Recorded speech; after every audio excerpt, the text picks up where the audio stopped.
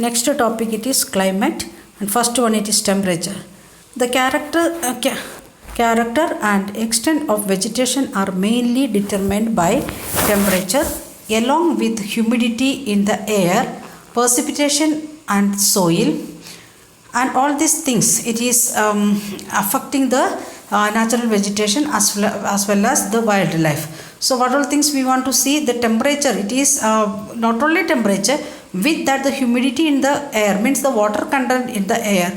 Then if there is water content, knowingly or unknowingly, according to that amount we will get rainfall also. So on the slope of the Himalayas and the hills of the peninsula about height of 915 meters, the fall of the temperature affects the type of vegetation and its growth and changes its form from tropical to subtropical temperature and alpine vegetation. According to the, is it in equatorial area or in the tropical area, or is it comes in the subtropical area, according to that temperature it varies, and according to that the vegetation also comes in a different way. Then temperature characteristics of the vegetation zones. It is divided into 4 zones like this. Tropical, that is about 24 degrees centigrade, means the average temperature. Then that is comes in the January, it is coming above 18 degree centigrade. Why? It is in India, it is the winter season, and remarks no frost in that area, in the tropical area. Then subtropical area, it is coming 17 degree to 24 degree centigrade average, and in the January it is from 10 centimeter to 10 centigrade degree centigrade to 18 degree centigrade. Then frost is rare, very rarely we can see. Then the temperate zone 7 degree centigrade to 17 degree centigrade, and in the month of January it will go to -1 degree centigrade to -10 degree centigrade. Frost, and some days we can see snowfall also. Then alpine below 7 degree centigrade, and the temperature in January it is below 1 degree centigrade, and snow is the very common thing. So this is the 4 temperate zone. Once again, the vegetation zone: tropical vegetation, subtropical vegetation, temperate vegetation, and alpine vegetation. Like that 4 vegetation zones are there. Then photo period means how much time we are getting the sunlight. The variation in duration of sunlight at different places is due to different in latitude or altitude, season, and duration of the day. Due to longer duration of sunlight, trees grow faster in summer.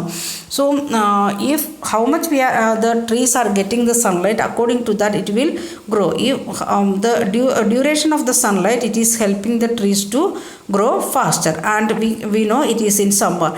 And this photosynthesis and other things, why it is like that things, you studied in 6th standard 7th standard science already. Then next one, precipitation. Precipitation means the rainfall.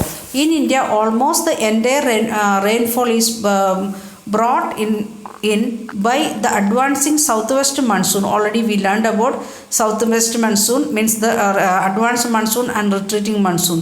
That is from June to September, and retreating northeast monsoon, that is from November to December.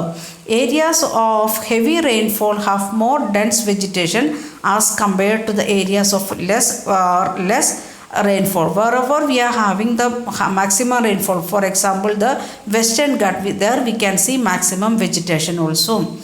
Then have you ever thought as to why forests are important to human life?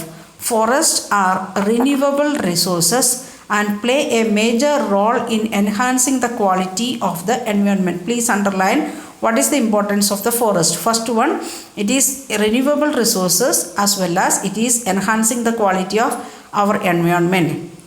Then next one, they modify local climate, that is the second point.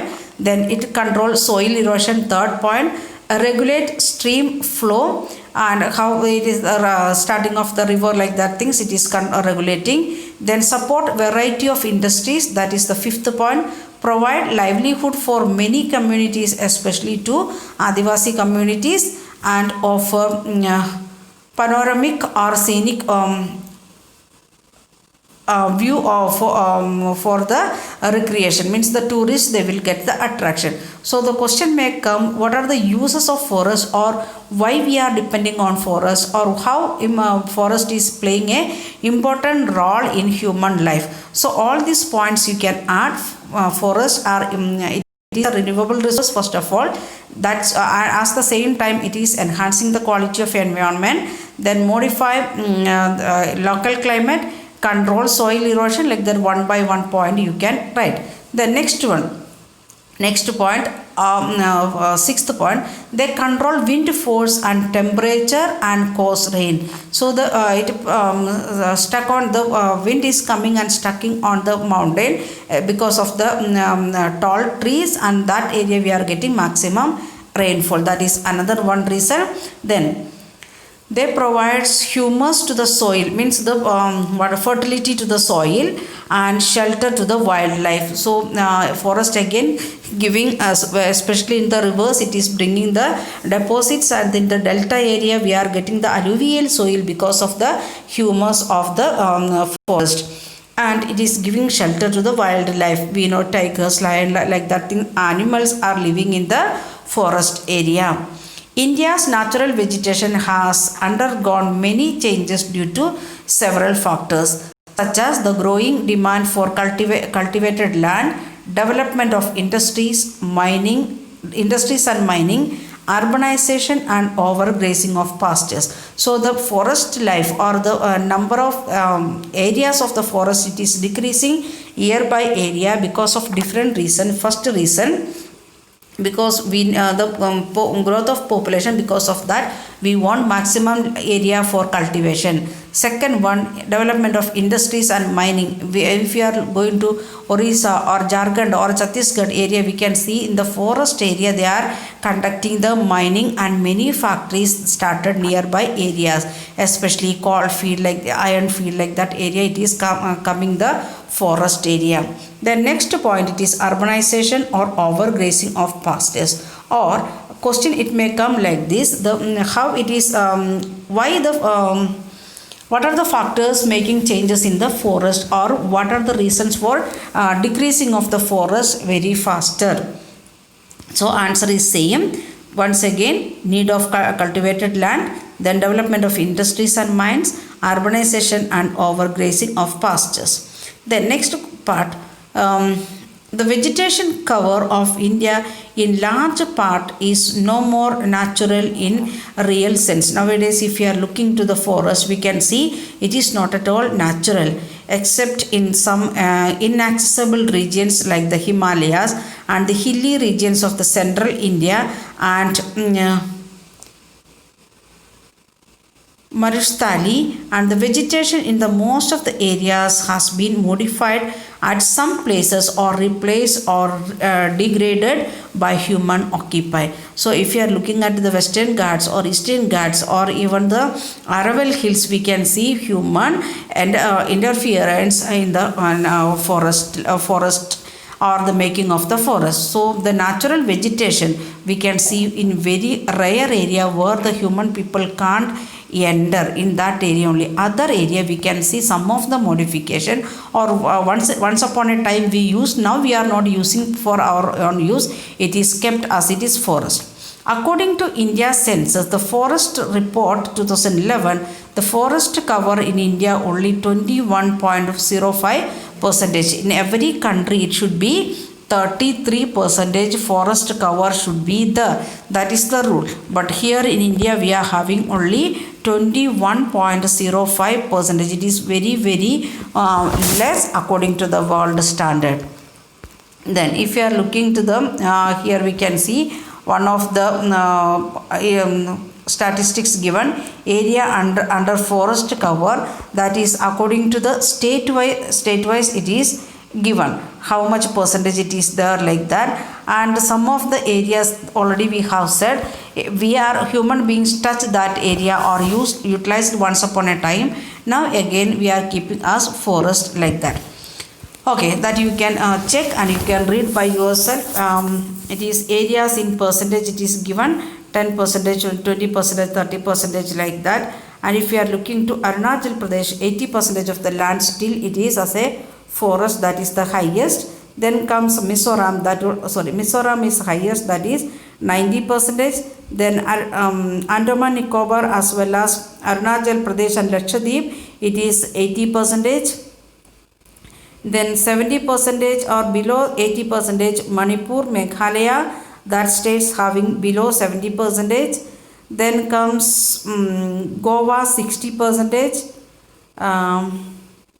Okay, then below 50 it comes Kerala, then Sikkim, Uttarakhand, then Dadra and Nagar Haveli, that is the Union Territory, and here one more Chhattisgarh. And again if you are looking to other states, those who are having below 10, Bihar having below 10, then Gujarat and Haryana having below 10, then again Punjab, Rajasthan having below 10, then Uttar Pradesh below 10, Daman, Diu below 10. Some areas there is reason for that, because for example Punjab, that area we are maximum utilized for cultivation. Haryana also same condition. Then we can see Bihar also we are utilizing for mining as well as for agriculture purpose because of availability of the water.